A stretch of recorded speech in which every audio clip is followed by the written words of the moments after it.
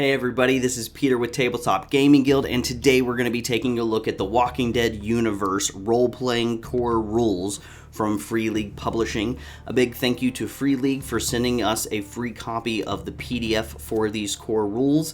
I'm very much looking forward to eventually getting my hands on the physical copy of the book. We just did a video recently on the channel here for the starter set for this same game, the Walking Dead universe. So if you're interested in what the starting set contains, what it looks like, you can head over to that video and check out that one. But today we're just going to take a quick look at the core rulebook, which is in the realm of core rulebooks for role-playing games, fairly short. It's only in like the 150 or 180 some pages, I believe, whereas a lot of core rulebooks you'll get anywhere up to 300, 350 pages sometimes. So a shorter book, and I believe that is because the mechanics of this game are a little bit lighter in some ways than some other survival role-playing games, lending itself hopefully to a little bit more role-playing from the players themselves, getting into character, having a big discussion at the table with their game master. So I love the cover for this one. It definitely captures the anxiety that is going to be driving this role-playing game. We've got the splattered blood, we've got the kind of the silhouette, a little bit of a walker in the background, and then we have our heroes on top of what looks to be a school bus completely surrounded by the Walking Dead. Now, after we take that quick look at the cover, we see that we have a 2-page spread on the inside of the book, and it is a map that is of the Northeast Georgia region.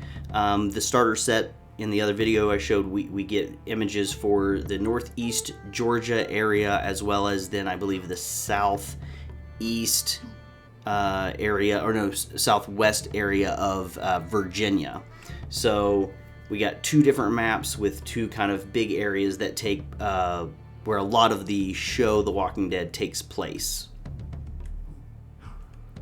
We can see that the book itself is broken down into 8 different chapters, as well as some appendix, and then an area all about solo play. We got 10 pages all about solo play. I'm not going to get into that specifically in this video, but if you're interested in that, just know that there is a solo play variation here for this role-playing game, and Free League has been doing that a lot with most of their role-playing games recently.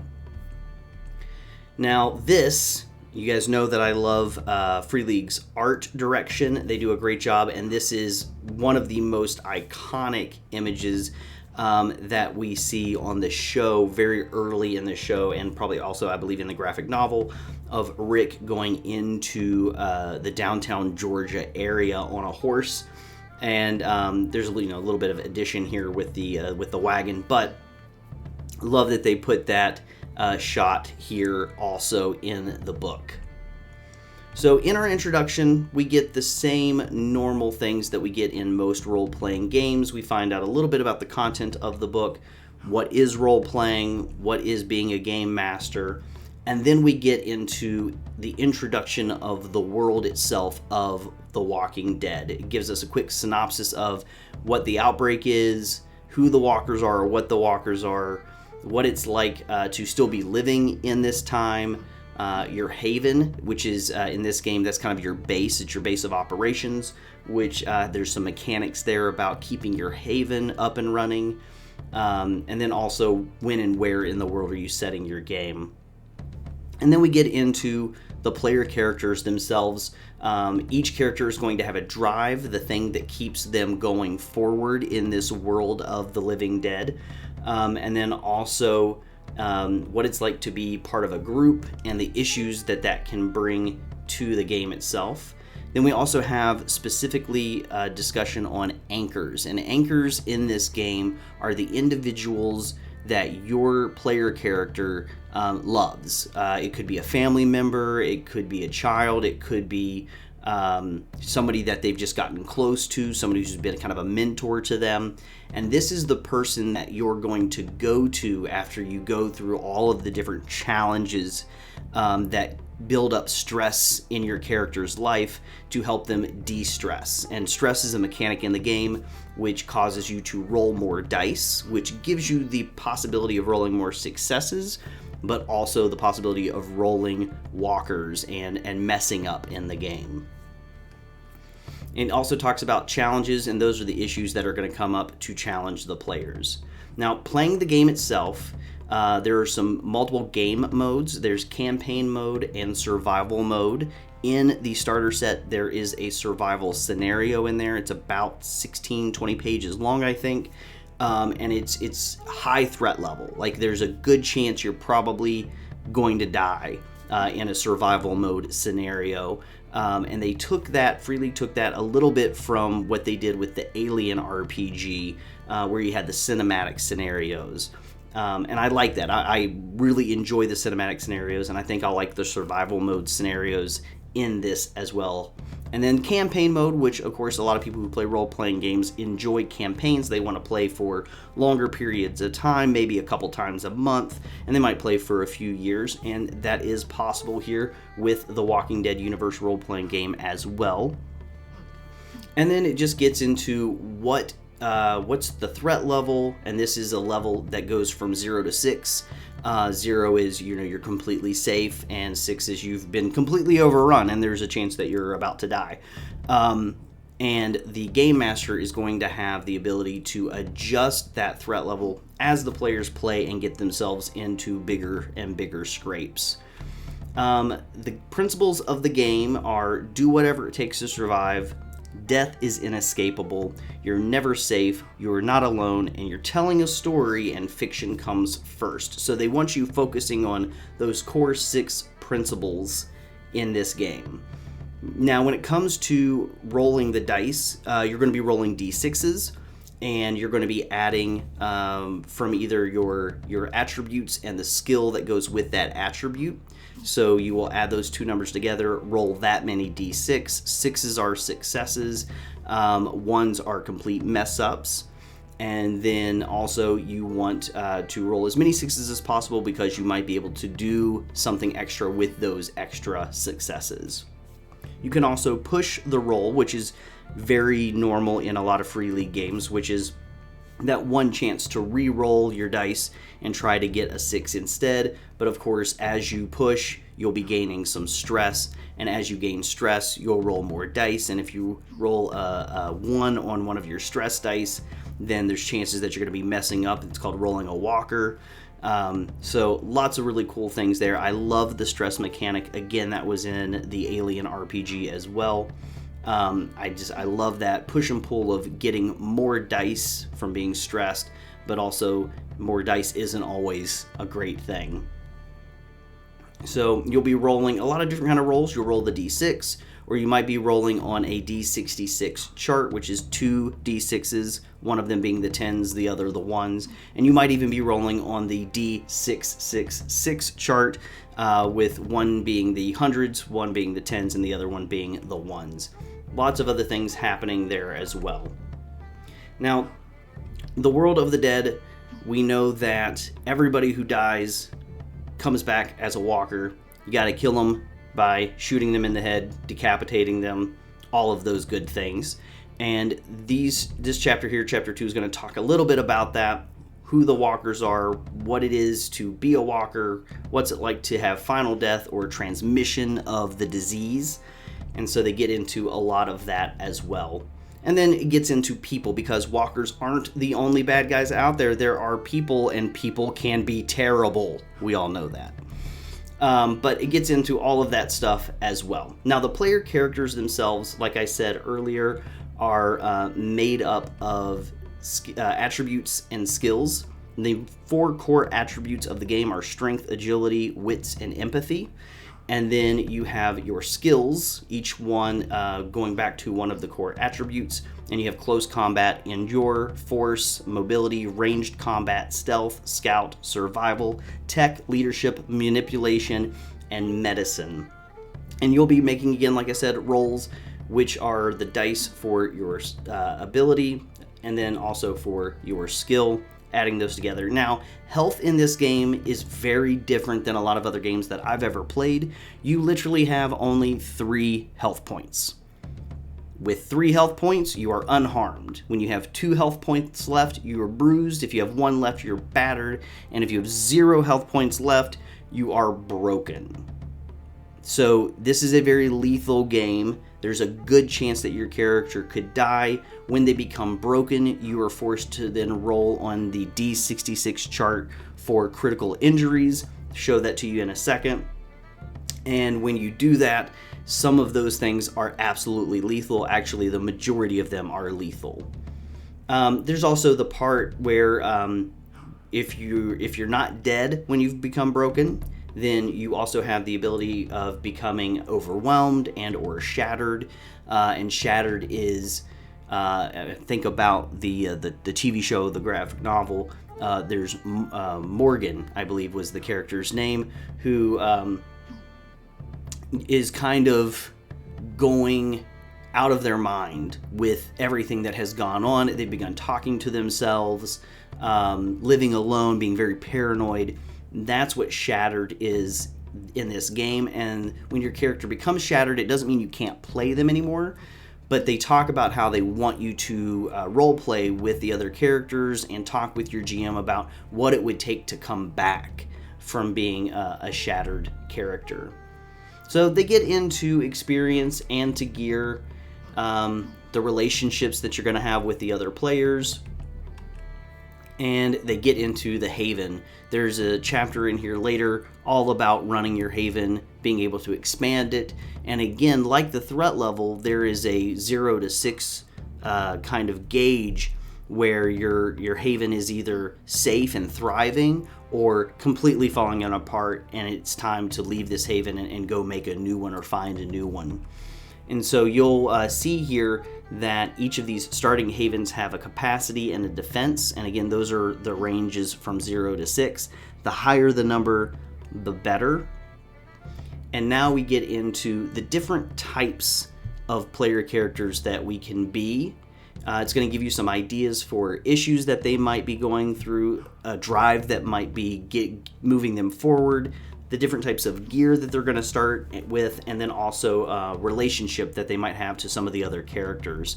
So we have the criminal, the doctor, the farmer, the homemaker, the kid, the law enforcer, the nobody, the outcast, the politician, the preacher, the scientist, the soldier, and that is all. So there's quite a few options there for you, at least starting out for choosing like what's kind of the background of your character. Who are they? Who were they before the dead, and now who are they now that the walkers are around?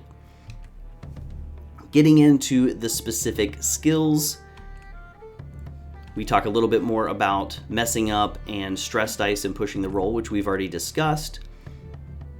But then we can get into specific skills. And in the skill list, this is going to be pretty important on page 53. This lists what each skill is used for, but then also in these paragraphs towards the end, it will let you know if when rolling with that skill, if you have extra successes, what you can use those extra successes for. An example here is close combat. It says by rolling more successes than required, you may increase the damage by 1 for each extra success. But also you have things like mobility. If other PCs or NPCs are climbing, running, or in other ways using mobility along with you, you may give them an extra success to help them. So you have the ability to share your successes, which I actually really, really like. And they've given you very good examples with each one of these skills, how you can utilize those extra successes. So big fan of that. I think that's great. Your characters are also going to gain talents as you play through a campaign. And this chapter gets into what those talents are and what they can be used for as you're playing the game. Something that you'll see a lot is bonuses, maybe like a +1 or a +2 bonus. And that means with each number bonus, you're gaining an extra d6 die when you make a roll utilizing either that skill or the talent in the game. So you'll, instead of adding the number because again, you're not adding all the numbers of the d6s together, a 6 is a success and that's it. So a +2 means you're just getting 2 more d6s to roll that are not stress dice. Those would be base dice. So lots of options for skills and talents. Now, combat we haven't talked about yet, but we're about to now. Combat is broken down into 2 ideas. We have duels and we have brawls. So duels are when it's just you and another player character or you and an NPC coming to a fight together or against each other. You're going to have a duel, and this is there's not a whole lot to it. You won't really even probably need to put out a map or a grid on the table in order to do this. You can talk about ranges. Maybe you're in short range or long range at the beginning of the duel, but then you're going to be just rolling against one another, and whoever has the most successes in the combat is going to be the one who's probably going to be doing some damage to the other person. So there are different kinds of results and effects, and again, if both roll the same amount of successes, then you're both going to be doing damage. If neither of you roll any successes, there's not going to be any damage, and ongoing. Now there is talk about cover, defenseless targets, movement, and all of that. Movement mostly comes into play when we get into the next type of combat, and that's the brawls. So you might put out a combat map here, and even if it's not gridded, you might have just some kind of indicators on the map for your players where they're at, so that you know if they're going to be doing ranged combat or if they're going to be doing close ranged combat. But brawl is broken down into phases, and you're going to be taking your turns together as you go through the brawls. The phases break down into 6 steps. You have taking cover, ranged combat, then close combat. You have movement, first aid, and other. And so each person, as they get into combat, into a brawl, you're going to be choosing what do I want to do in this round. Am I taking cover? Am I doing ranged combat, close combat? And then once everyone has decided what they're doing, then the GM takes you through those steps. And so whoever's taking cover, great, we're going to do that part. Then everybody who's doing ranged combat, great, let's go ahead and make our rolls for our ranged combats. Then close combat, and on and on. And so it's trying to effectively show how combat all happens at the same time. Now, players, again, you're not going to have a lot of health, so as you take damage, there is the possibility of one of the other players providing first aid to you within short range, and so they might give you first aid. There is the possibility of having armor, and you get an armor level, and your armor will provide a negative penalty to rolls against you, so that's removing dice from the dice pool when they roll against you. So there's still the chance that you're going to get hit, but that chance gets lower as well. And then, like I mentioned earlier, there's the possibility of you becoming broken, which is when your health gets to 0 and you have to roll on the recovery, the critical injuries chart. There's lethal injuries, which make up the majority of these rolls. And then there's also recovery time. And these are things that the Game Master will roll when you have to roll in the critical injuries chart. So you, as the player, get to roll a D66. That's going to determine which one of these terrible injuries you take. And if it is lethal, then the GM is going to roll for how many days or hours or minutes it would take before you die. And then they will also roll for a recovery time, how many days, weeks, or months it takes for you to recover. If you are alive for a period of time with a critical injury, you will take a penalty to your rolls going forward, and there is a chart for that here as well. And there are 4 at the very bottom of the chart 4 numbers that if you roll them, you just immediately die. So this is very similar to the chart for critical injuries that you see in Free League's Alien role-playing game again as well. So you see a lot of similarities between those two games specifically because they are about horror and survival. So relieving stress, we talked about this a little bit earlier. You need to have social interactions and meet up with your anchor, the person who you love, who's going to kind of help you center yourself again. And that's going to help you relieve some of the stress so you have fewer stress dice as you go forward in the game. Now, we get into a bunch of other stuff here with hazards and falling and disease, and there's lots of really cool stuff there, but we're not going to get into that today. Same as with the gear. It's a lot like most other games that you play, role-playing games. You're going to have certain types of gear. They're going to provide some sort of bonuses, and when they do, you add that many more dice. If you hit with them, they have a set number of damage that they do. And then also there is encumbrance in this game, so different items will take up more slots in your encumbrance, and you can only carry as much stuff as you have slots for. There's also vehicles in this game and vehicle combat, so that is going to be a part of the game as well.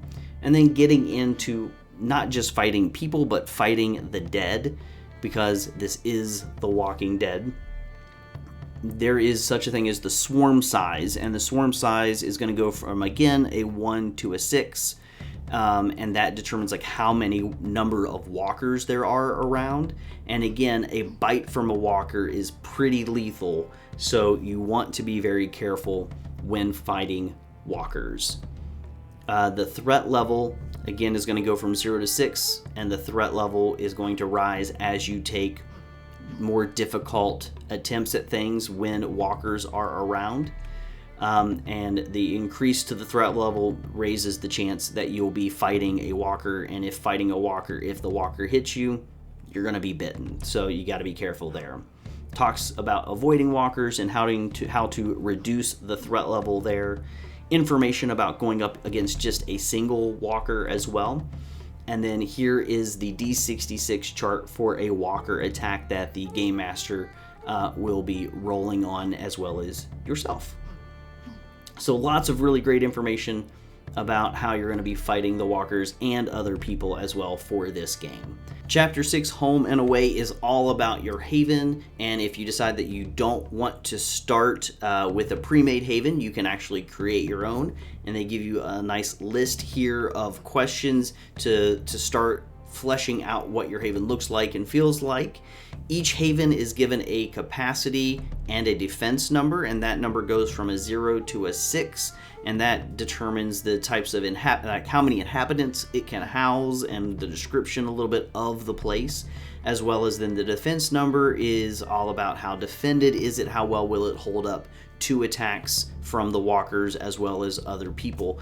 And throughout the game, as you go into challenges and different things that the GM will throw at you, there is the possibility that your defense will lower or your capacity will lower.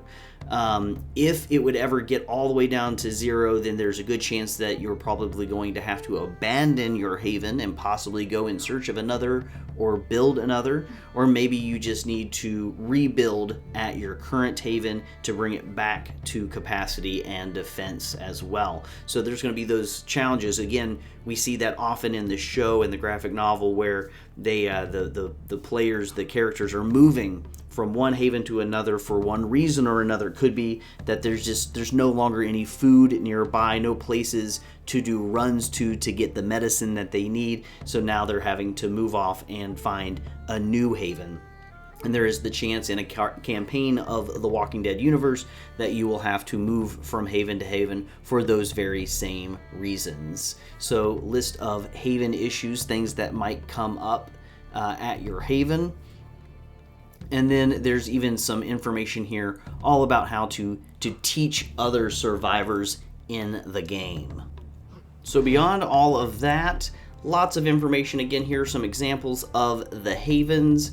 And then we've got our going on runs, which is probably one of the bigger parts of the game. As you're in your haven and you're trying to find newer things, there's information here about what it takes to go on a run, to try to find whether it's more rations or go on a hunt, some scavenging, whatever it is that you're needing to do, information there about going on those runs. And from here on out, we have a couple chapters that are just for the game master, information on running the game, what are the core concepts of the game, how do you prepare maps of the area, and what types of campaign are you running. So lots of information in there for the game master, different types of NPCs and factions that you can bring up against your players. So we're not going to dive real deep into those, but just wanted to go ahead and let you know that it is there. And then past all of that information for the Game Master, they have information on the campaign setup with Atlanta. So information all about if you're going to run a campaign in that area, the NPCs that are there, factions, different types of swarms and locations. And then they give you an end game. So if you're looking to do a campaign, but maybe you don't want to do Atlanta, this is really good for you as a GM to look at about what kind of information do I need to be looking into to prepare my own campaign setting. So there is some more information later on in the book, but we're going to go ahead and skip that. We have a survival mode scenario here at the end. We have our appendix as well, which is full of things, and then the rules for solo play. So everybody, that is our quick look through the Walking Dead universe role-playing game, the core rule book from Free League Publishing. I'm really excited by this one. I'm currently planning to run one of the survival mode scenarios at a local game convention coming up soon. So I'm really excited to get to do that. And I will probably try to make a little video to discuss how that went after I have the chance to run it. So if you've enjoyed this video, you can be on the lookout for in the next few months for me to maybe do a short video kind of giving you my thoughts on having run one of these survival mode scenarios. So everybody, thank you for watching. I hope you found this to be useful so that you could see what the PDF of the role-playing core rulebook looks like here, as well as then if you watched the other video for the starter kit, so you can see what all is in that. If you did find this helpful, go ahead and give it a like, maybe subscribe to the channel. Definitely head over to freeleaguepublishing.com to check out all of the phenomenal games that they are putting out. They've got some great intellectual properties there that they're obviously doing. The Walking Dead, they've got Alien, they've got the Lord of the Rings, Middle Earth, you know, so really some fantastic intellectual properties that they're in charge of right now, as well as just their games that they're putting out also. If you like the whole survival thing and you want to do a hex crawl, they've got Forbidden Lands. So I'm a real big fan of Free League Publishing. Definitely go check out their stuff. And you can also head over to tabletopgamingguild.com to learn a little bit more about us. But everybody, thank you for watching, and until we talk again, keep on playing games.